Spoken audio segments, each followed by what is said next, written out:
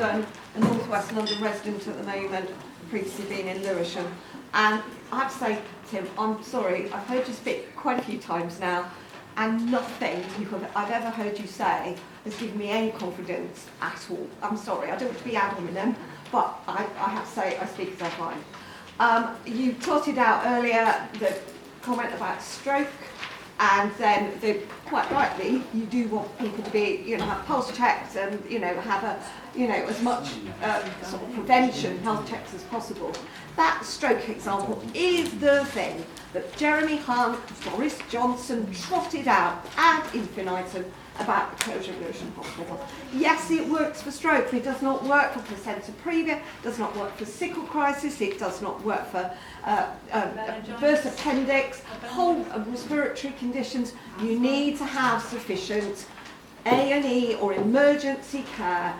And we know what's happening with London Ambulance. Goodness me, there was a cancer in Ealing collapsed after a meeting the other day, and it was 90 minutes before an ambulance came, and she had really low cardiac size. She should have been on a red, and the ambulance crew pitched up and they said 90 minutes is average. I've been to London Ambulance Service for her.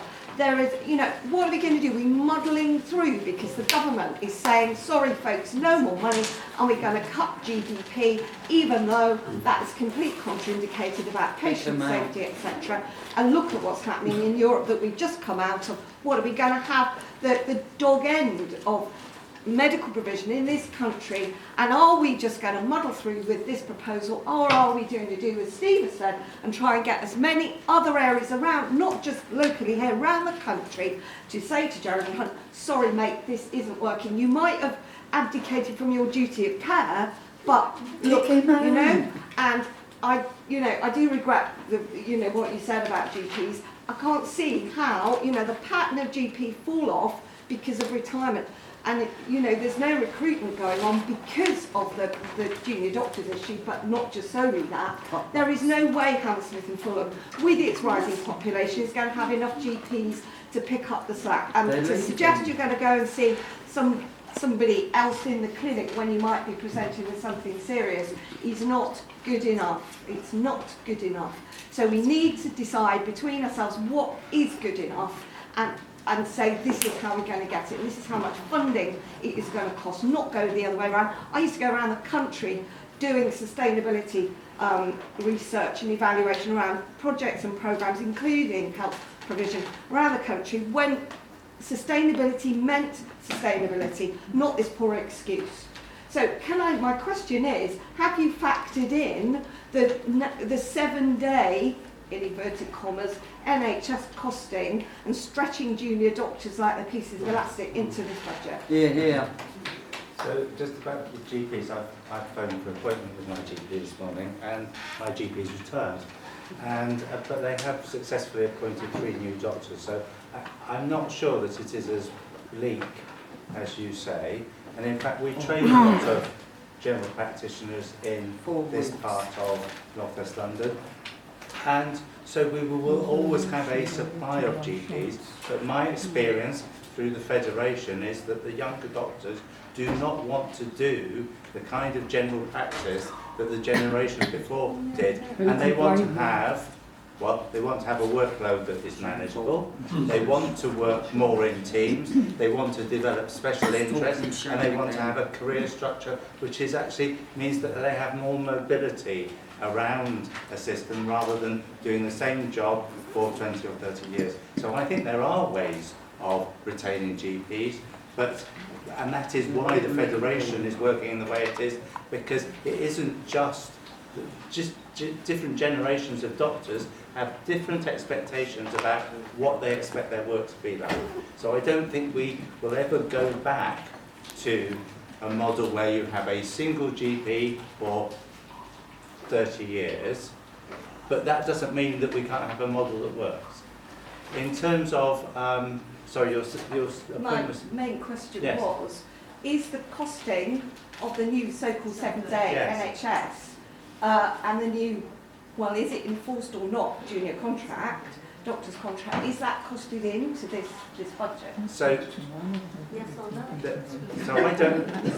There isn't a simple yes or no answer to that.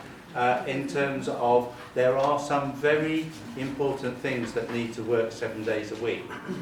And the work that we're doing in North West London, actually, we are a 7-day pilot site, and I think that that is in general good for the patients that benefit from ward rounds every day of the week.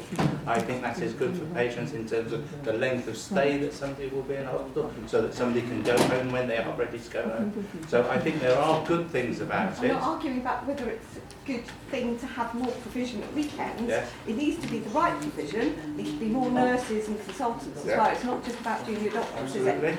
My basic question was, is that costed? Is the 7-day elasticated NHS? Well, if Mr Hunter or his department have costed us, let's have the figures.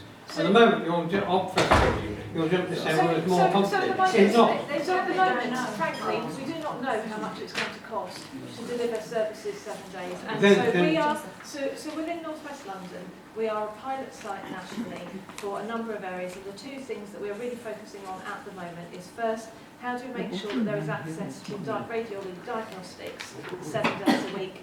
And we've identified a number of areas where we haven't got enough people actually doing the scanning at weekends, and where we don't have people who are able to report on the outcomes of those scans. And we know that we have average waits for those scans of 5 or 6 days for inpatients at the moment in places like MRI, for example.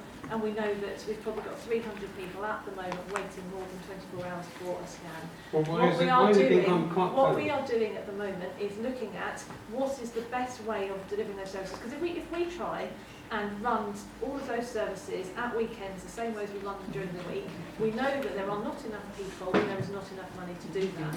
But what we are investigating is things, for example, like having a rota for the radiologists who do the reporting, who might be able to report across multiple hospitals in North West London. And that might be a solution which would have a different cost application to running it the same everywhere. We're testing 3 or 4, I think, different ways of making sure that people are reviewed by a consultant on a daily basis, using different ways and different consultants and staff to do that based on clinical needs, and we will at the end of that assess to see which of those have been most effective. There are undoubtedly some cost implications associated with that. There are lots of resource implications, and some of these are hard to recruit groups. So in answer to your question, we have made some estimates for how much it might cost. We don't know exactly how much it might cost, and depending on the degree of expectation around 7-day services, that may create a bit of pressure.